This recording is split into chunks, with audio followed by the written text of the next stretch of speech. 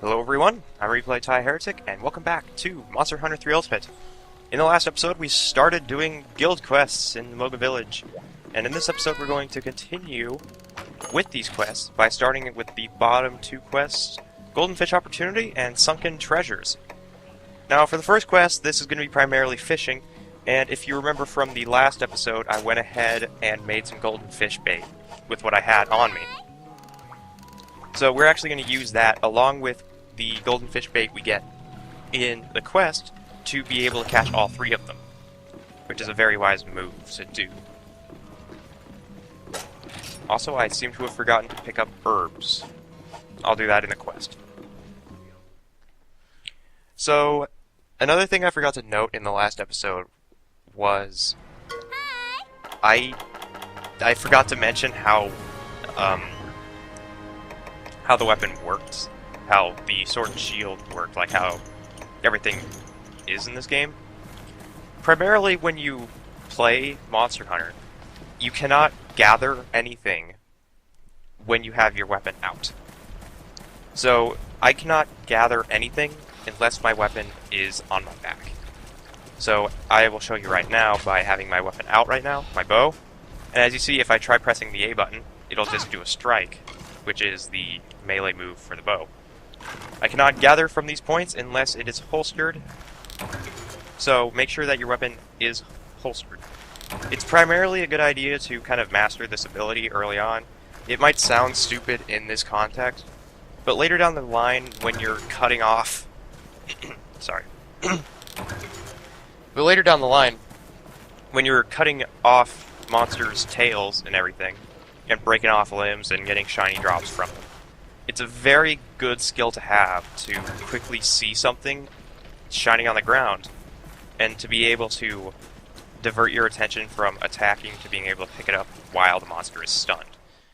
So make sure that you learn this kind of stuff early on, and you should be fine. Another thing I forgot to note is that in the first episode of Monster Hunter 3 Ultimate, when I was showing off the stats for the Jigi, you might have noticed something for the Jigia. If you remember in the second episode, how I talked about the differences between Jigi and Jigia, that's pretty much the differences. So, even though I'm going to be editing... I haven't edited episode 2 yet, right, in case you're wondering. Hi. Okay. Get our golden fish bait ready. There it is. Alright, let's get rid of these Nahoppers. That's one down. Oop. Yep. Let's get rid of this other one.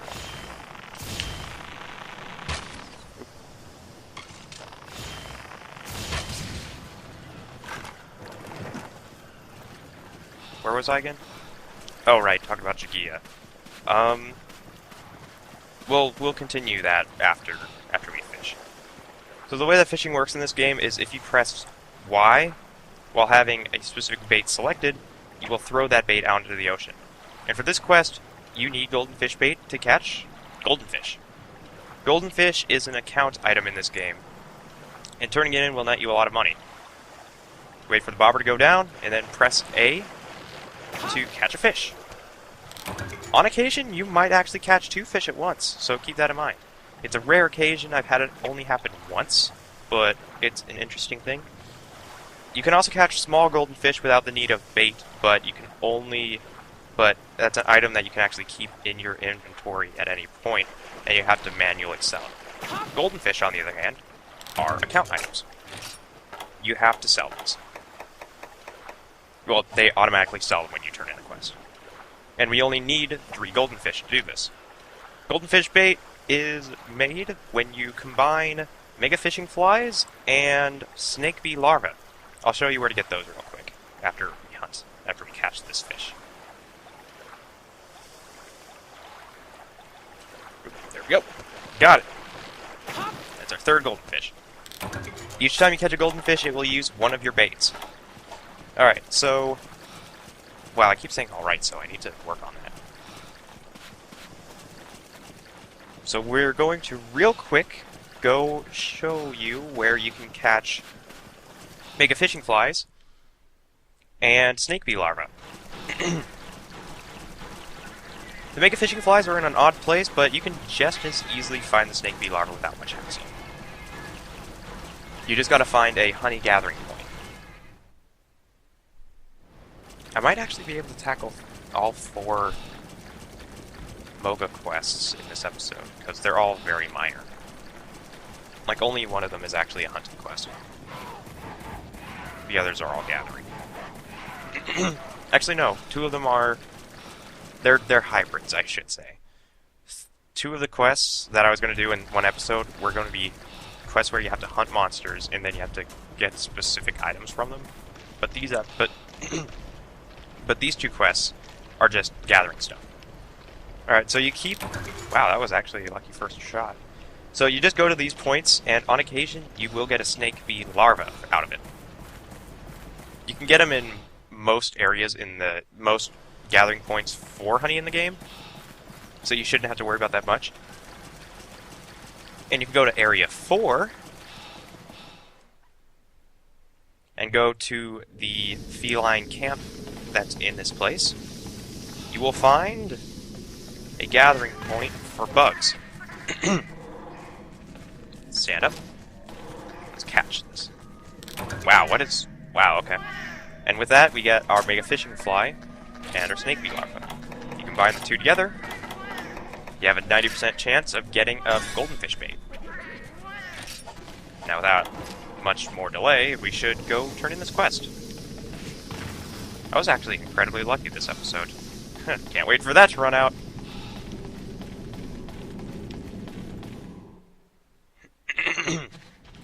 Oh, there's some more Lagiacrus if I want to go for more. If I want to go for more hard pieces for the armor. I probably won't yet. Making Jiggy armor requires the Great Jiggy, which we will see probably in the next episode.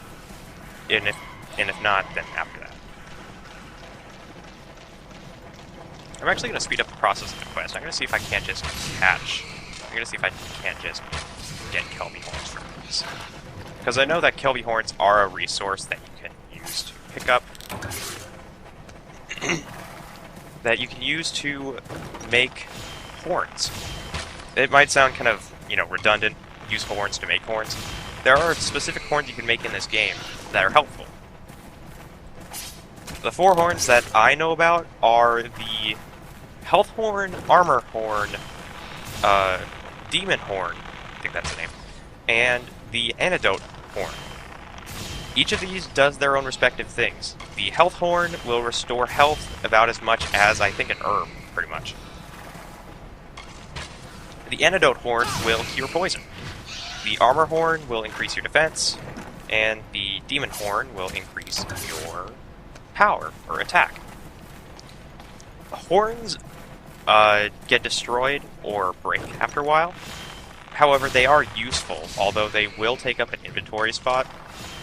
And every single time I've used a horn, sometimes it usually breaks on the first go, so it's really personal choice to use them or not, but I have found a use. Now, do I have 2 Kelby horns out of this? No, I have only 1. Now, Kelby horns aren't a, Kelby horns are not a account item, because of the fact that you can make horn, or, status ones with them. Alright, that's a white liver, I don't need a white liver. Oh, wow, they're just spawning.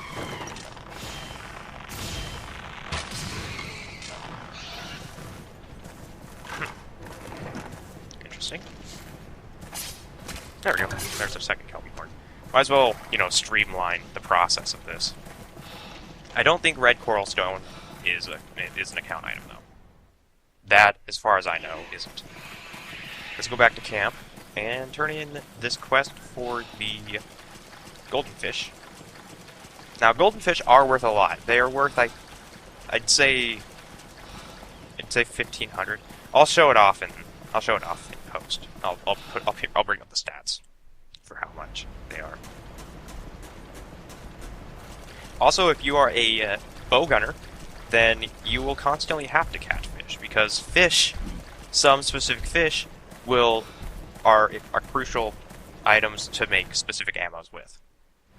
Like I think you need the burst arowana to make the spread shot. There we go. We get some money off of this. Thankfully, we keep our Kelby horn. Keep our Kelby horns, which should speed up the process, since I think we only need 2.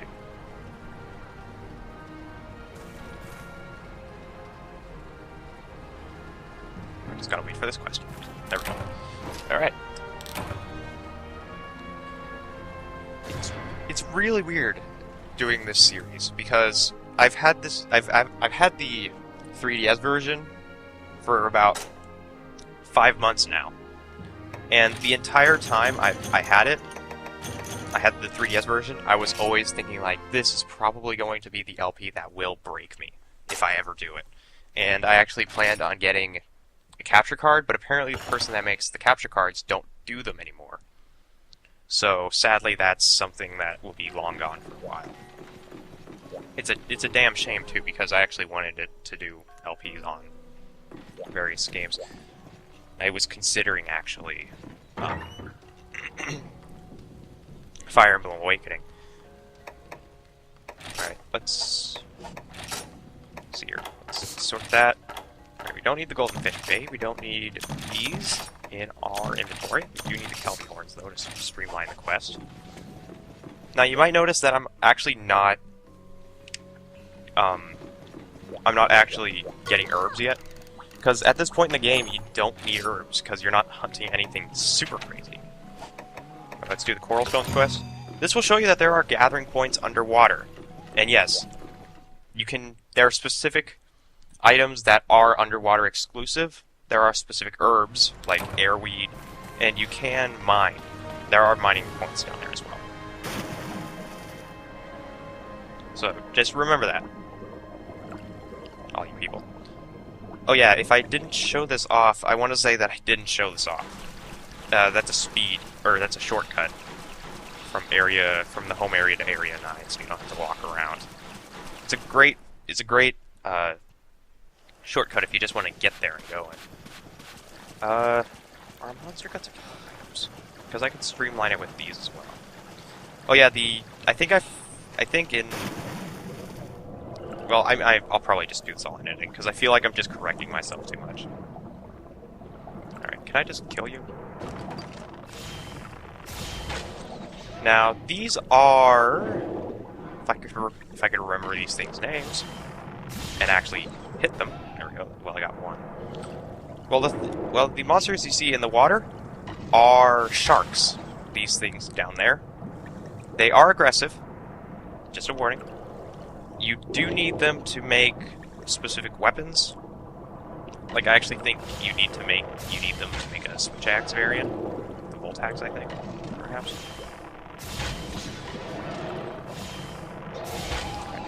Let's see if you have some monster guts I can use and see if I can actually carve.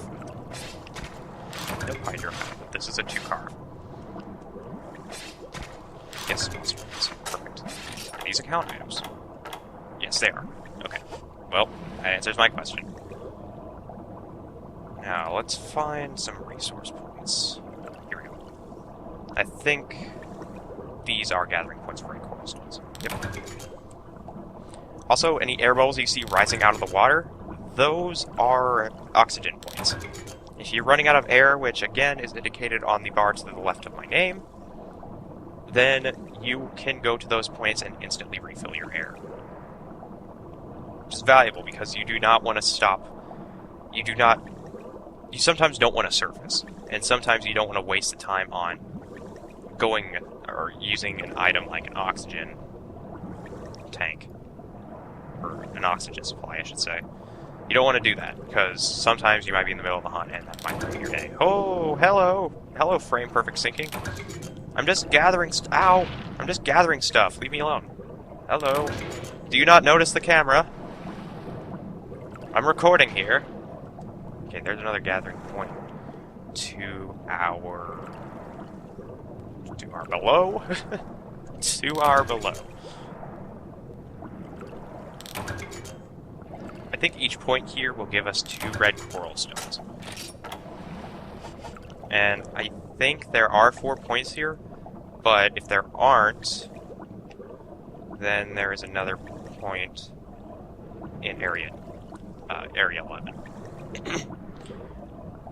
Now, there's one more. There's 2 areas in this. Actually, no. I think we've gone to Area 8 before. You alright there, buddy? Yeah. You alright there? Oh, yep, he's alright. There's a lot of sharks in the water. Oh, and the spelling is S-H-A-R-Q. Not S-H-A-R-K. Because this is a fantasy universe. There are no such things as real animals in this game. Just things that look like real monsters. Look like real animals. Although this is probably the most, like, to-scale monster, like, the most to-scale monster that looks like an animal in the game. Because the Epioths, or Epioths, they're just giant ants. Giants. I guess you could say. Alright. Sadly, we can't just return to village from here because this is a quest. Another thing you want to know is if you forget an item, then you can abandon the quest. You won't get any items that you've obtained thus far, but if you forgot an item and you need to go get it, then you can just as easily withdraw from it. And I think you get back all the money that you just go back to your pre-quest status. So sometimes it's just a good idea to abandon a quest if you think it's going to go sour at the current point. But again, because this is all gathering stuff, we don't need to worry about that.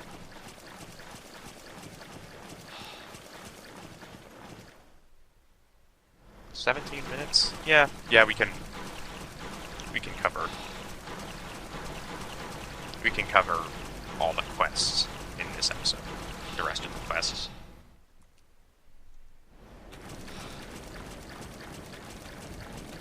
I love the detail in the environment. It's great. I had a friend actually say that he didn't really like the realism look to it. And although I kind of disagree with him, I do have to understand what point he's getting at. Because I can only think of one other art style that would work with this game, and that would be kind of an anime style. But even then, like, it's kind of pushing it. This is one of those games where you can't imagine any other art style for it. Which I think is an excellent thing for a game, is if you can't fully imagine it in any other art style. Same thing goes for Borderlands for me, because I can't imagine the game looking any less than it is right now, all cel-shaded and kind of comic bookish. Oh, well, I just sat down.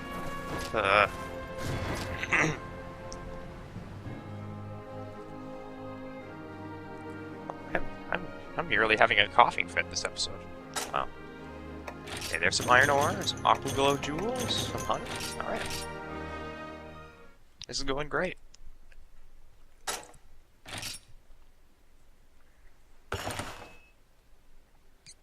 We did pick up some broken shells, which I think we can convert to resources. Also, the one thing I did forget to do is I actually forgot to turn in the hunt report, or turn in the kills for resources. When I did the quest to improve the farm, what I was supposed to do is I was supposed to go to hunt report and then go here to convert the kills to resources. And from there we would get these items in case we needed them. Some of them are very important, others are not very important. Like the funky pheromones, and like the funky pheromones are used for an insect box in the farm of the game when you unlock when you unlock the ability to cultivate insects. Okay, let's deliver 2 Kelpie horns. We have still. The other one is going to be a little bit harder because it's monster guts, and the game forces you to actually enter an area in the game. Ta-da! I'm actually going to run here real quick and grab the big ammo things. And the paintballs. Paintballs are important.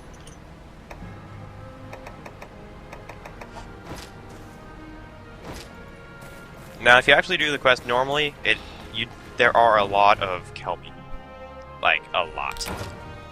Some of the areas that usually don't have Kelby have Kelby. But with these quests, they naturally adjust spawn rates of specific monsters to help. Yeah, there we go. Field horns. That's another thing I forgot. You could buy field horns just as easily, really. And I got my Kelby horns back, I think. Field horns can be used to attract monsters, which is an important thing sometimes. If you're having trouble finding them, you can bring them to you. However, I'm actually going to use the Kelby horns to actually use them for healing items. Let me actually see if I can't make a health horn. Combo list. Let's see here.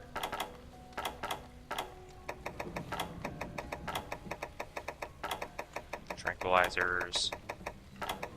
Okay, this is way too far. Here we go. Life crystals and a field horn, antiseptic stone. Let's actually try this. What's it? Here we go, the health horn. This is what I'm talking about, actually. You do need a field horn for this. I guess I can show it off as well. Let me range real quick. And let me adjust my inventory. This is going to be a major part of the game, really. It's going through your inventory and sorting it out to make sure that you don't have anything you don't need. Let's get rid of that. Herbs. Alright. Should be perfect. And with that, we should be able to do the last quest that we can do. Guts. It's what's for dinner. Deliver 3 monster guts. Oh, these are Epiaths. I'm gonna call them Epiaths. I have really weird enunciations of monsters in this game, so I apologize if I get any of them wrong. Hi. Yep, there we go with reminding me what I need to do again. Fishing harpoons, the mini oxygen supplies, paintballs. I don't know why I'm picking up the whetstones. I don't need whetstones.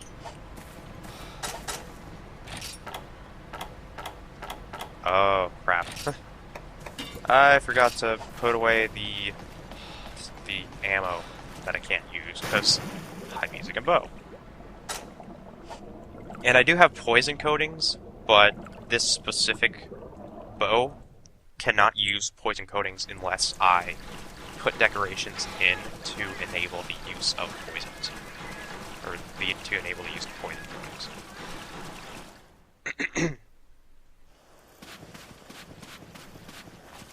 Right. So there won't be as many Epiaths in the water. There were a lot of sharks in the water last time. Yeah, there's one lone Epiath running around here. Hey, where are you going, buddy?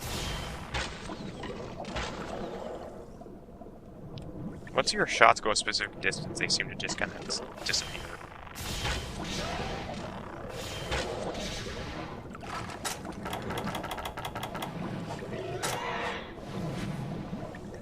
There we go. That should be good. Let's carve. Alright, we got some raw meat, and hopefully some monster guts. Got one. Any more around here? No? No more Epiath. Sad. Let's go to Area 11. There's bound to be Epiaths. I should really work on my stamina, though. I should have taken those rations. Oh well.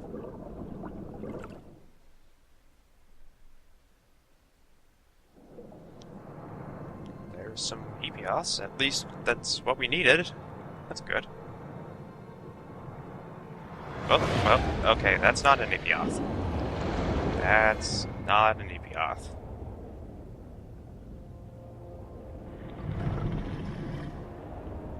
Ladies and gentlemen, the terror of Mocha Village! Say hello to the Lagiacrus. Now, naturally, you can't do anything with the Lagiacrus at the moment. You are told to run.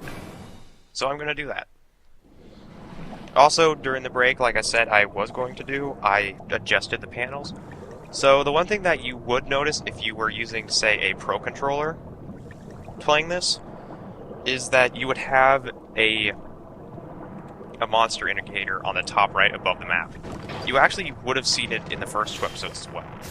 But I decided to edit. I decided to kill these things. I decided to put the I don't know what they call it. I call it the lock-on, and I'm gonna call it the lock-on, I guess.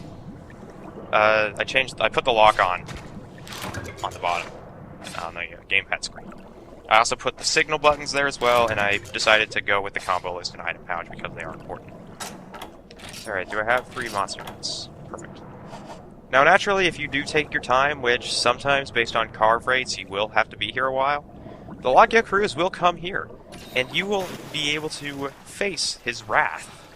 And let me just say, Lagiacrus at low rank in this equipment will tear you apart. It literally is not a good move to just fight it, unless you are either really skilled or are just really lucky. It is not really the best plan. Especially because most weapons at this phase of the game, very early of the game, rather, are not sharp enough to be able to cut through most of the Lagiacrus' armor. Or shell, I should say. Plating, I guess is a better term.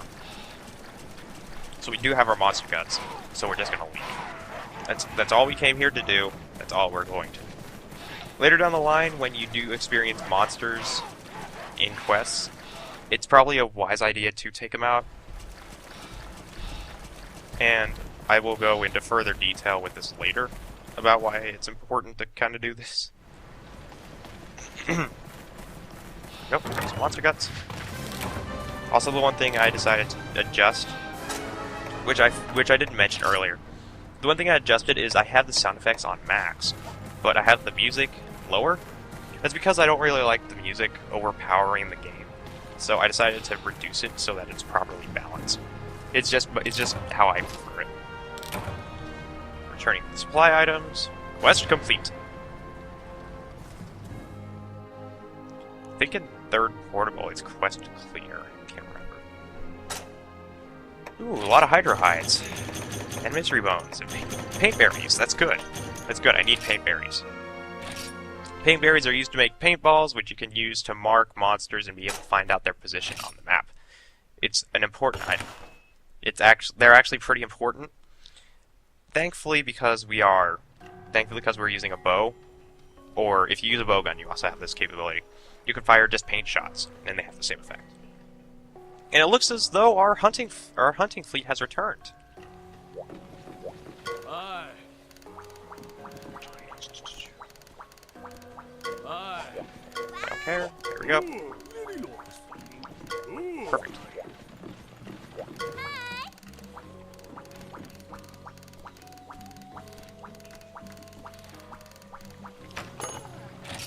And looks like we got a quest to hunt Blue Drop.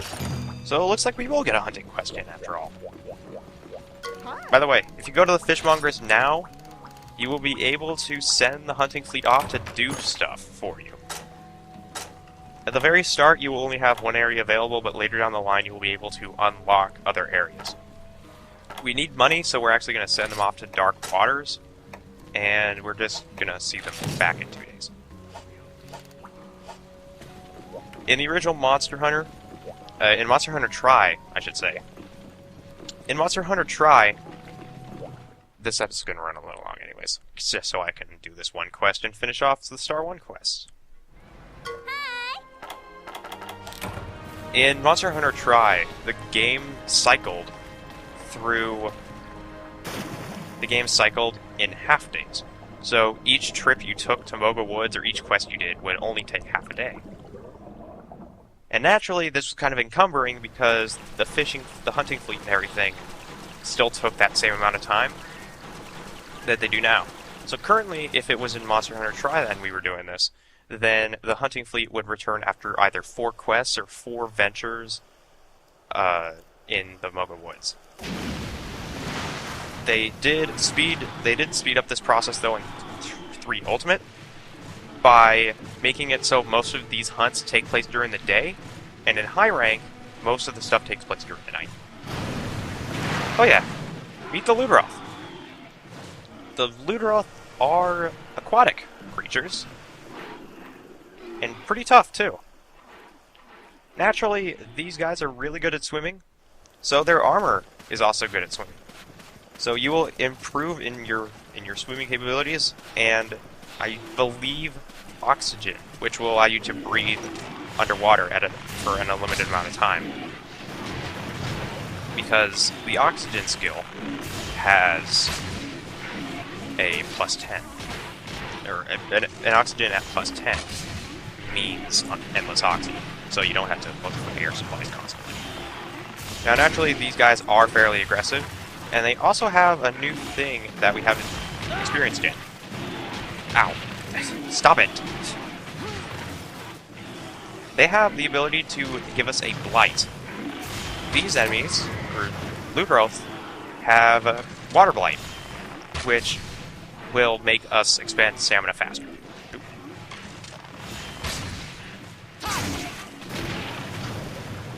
Well, thankfully I got herbs. Not the wisest move to actually be hunting with this. Oop. Ugh. These things are tearing me apart here. Oh well, there we go. I'm not going to be going for this armor though, I'm still going to be going with the Jiggy armor. Because I do have a specific reason. On my initial playthrough of this game, I did go with the Jiggy armor with a Blade Master set, and I did thoroughly enjoy it because it was very useful.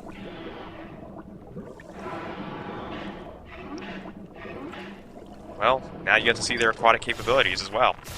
The way that they planned out this entire thing is actually pretty impressive.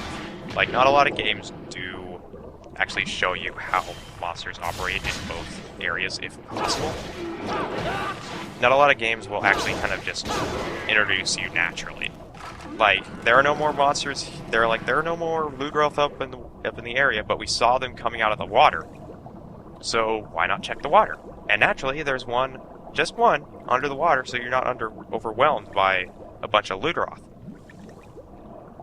But since that's all the monsters, wow, I can't talk today.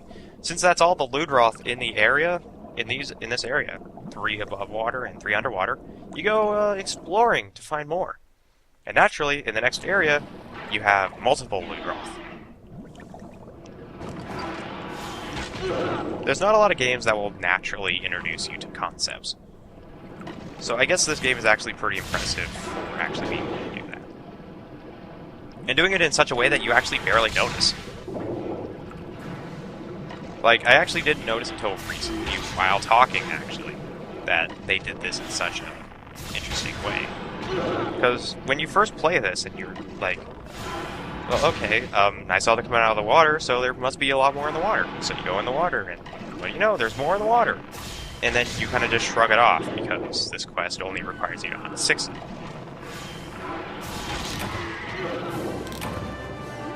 Oh, that should do it. I guess I can show you Area 12, since we're going to be seeing that at one point or another.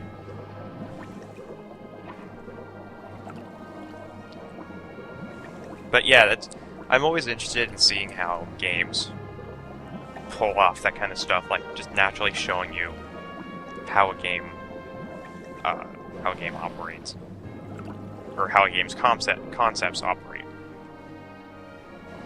It's always refreshing to see a game actually kind of pull it off the same way that a classic game did. This is Area 12. It's naturally a resting point for most monsters you'll hunt here. Primarily monsters that you hunt in the water, I can't say any specifically. I guess I could say the Royal Luderoth, because I think we're actually going to be hunting that soon. But any aquatic monsters will go here and rest. So it's a good idea to know that. Quest complete.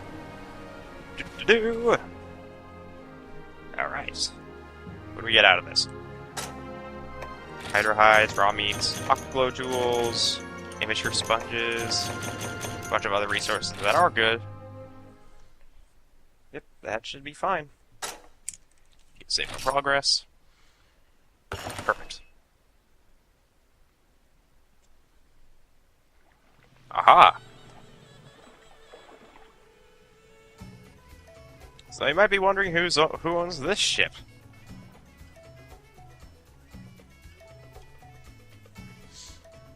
Well, my friends, we are about to learn a few more concepts about Monster Hunter